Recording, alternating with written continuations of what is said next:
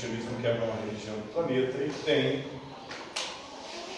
esse livro como o livro mais importante, o livro onde Deus teria revelado ao seu povo as suas intenções, a sua vontade, a sua própria palavra. E dentro da Bíblia nós temos a divisão dela em Antigo e Novo Testamento, e hoje vamos falar de um trecho do Antigo Testamento. É um trecho que está lá no primeiro livro de Samuel, capítulo 28, da feiticeira de Endor. Já ouviram falar dessa passagem bíblica? Nunca ouviram falar? A feitiçaria, a comunicação com os mortos, pela lei mosaica, pela lei que Deus teria revelado a Moisés, lá no Antigo Testamento, lá no Pentateuco, nos primeiros 5 livros da Bíblia, proibia a prática de feitiçaria e de comunicação com os mortos. Isso é considerado uma afronta a Deus. Deus proibia esse tipo de prática. Mas Saul, que foi o primeiro rei de Israel, o primeiro rei do povo de Deus, o rei, inclusive, foi escolhido por Deus, ele vai consultar uma feiticeira, para que assim essa feiticeira entre em contato com os mortos, mais especificamente com o profeta Samuel, para que o profeta Samuel o ajudasse. Ele estava diante de um dilema, um confronto com os filisteus, que era um povo inimigo do povo de Deus, e por conta dessa treta, esse B.O., dessa guerra, desse confronto com os filisteus, ele foi pedir ajuda para Saul. Então Saul, quando ele se tornou rei de Israel, ele havia banido, ou seja, proibido os médiuns. Os médiuns são indivíduos que mantêm comunicação com os mortos. Né? Mas quando o exército dos filisteus o ameaçou, ele estava diante de uma iminente guerra, de um iminente conflito com os filisteus. Os filisteus que são hoje os palestinos. Palestinos que vivem ali em problemas também com Israel. Israel é um país hoje, um país que foi criado de forma artificial pela ONU em 1948, depois da Segunda Guerra Mundial. E para criar Israel, um povo que já habitava aquela região foi desinstalado lá. E hoje esse povo vive na Jordânia e na faixa de Gaza. A faixa de Gaza é onde Israel tem atacado e promovido praticamente um genocídio contra esse povo, que são os palestinos, ou os filisteus.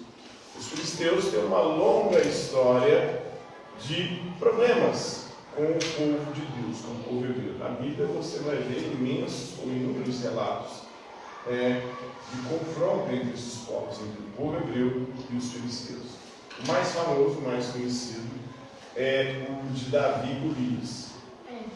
Inclusive, Davi dá uma pedrada na cabeça de Golias, que era um gigante e mata, né?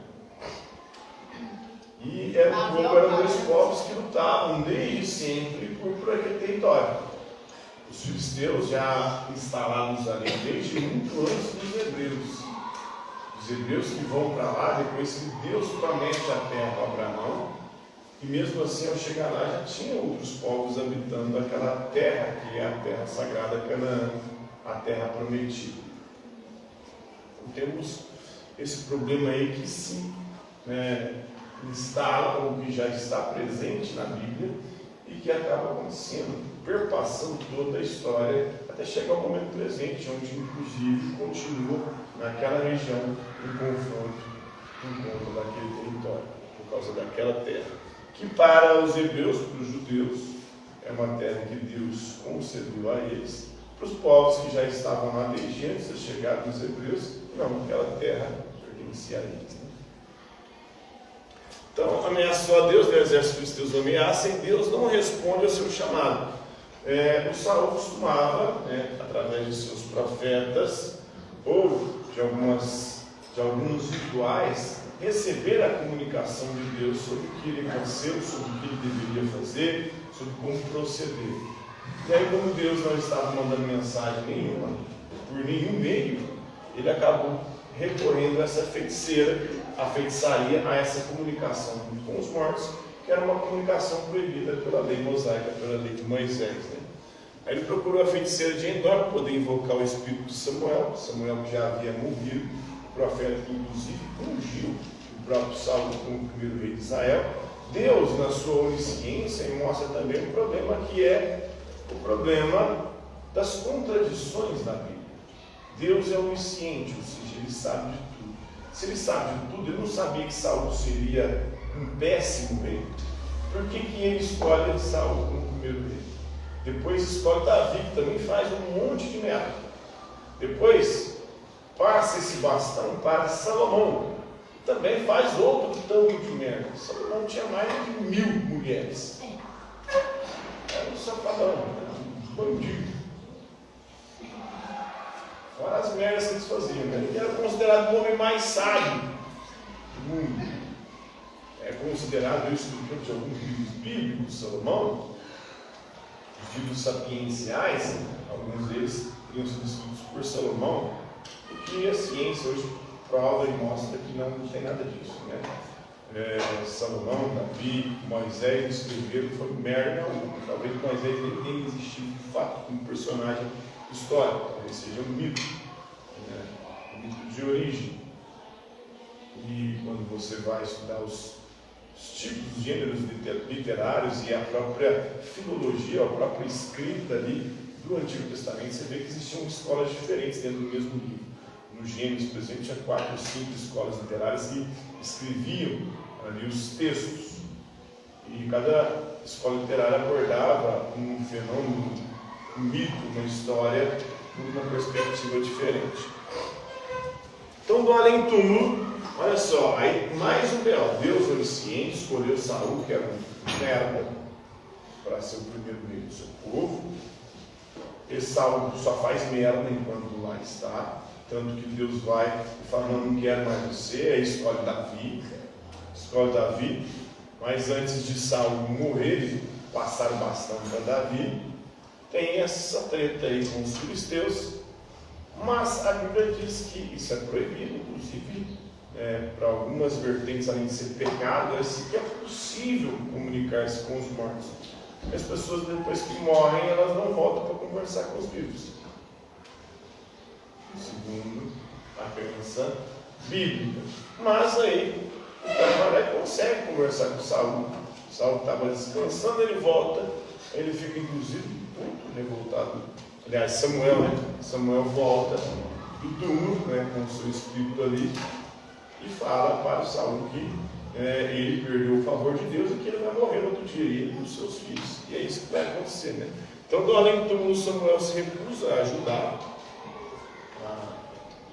dizer o que Saul deve fazer, e por não falar isso, ou por se recusar a ajudar, acaba que no outro dia acontece a profecia. Ele diz a Saul que Deus decidira que o Davi seria rei, que o Davi iria suceder o Saul, e seus filhos estariam mortos no dia seguinte. O próprio Saul também morreria. Então, na batalha a seguir contra os filisteus, o Saul se matou para evitar ser capturado. Ele foi ferido no confronto com os filisteus, estava agonizando lá, e para não ser capturado, ele acabou suicidando.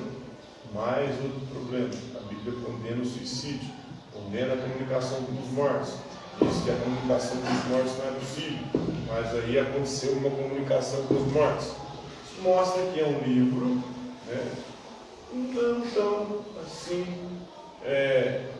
bem estruturado no quesito lógica. É um livro que é considerado sagrado para os cristãos. O Antigo Testamento, onde tem esse relato, é sagrado também para os judeus. E, de alguma forma, esse texto, o Antigo Testamento, o Novo Testamento, também são sagrados para os muçulmanos. Mas a gente percebe que tem uma quantidade inumerável de contradições na Escritura Sagrada. Isso mostra que ela foi escrita por seres humanos que têm certos problemas de entender essa própria lógica. E ao criar esses relatos, que supostamente são relatos revelados e inspirados por Deus, esse Deus que acaba sendo revelado na Escritura é um Deus bem contraditório, bem problemático. em relação àquilo que ele defende, aquilo que ele diz para o seu povo fazer e aquilo que acontece, inclusive acontece por conta da providência de Deus. Então, os B.O. é intenso, né? Então, na batalha civil, Saul se mata por evitar ser capturado. O episódio demonstra que a decisão de Deus é absoluta e inevitável. Como é que a decisão de Deus é absoluta e inevitável? Não é absoluta e inevitável. A decisão de Deus primeiro foi consagrar, ungir Saul para ser o primeiro rei de Israel.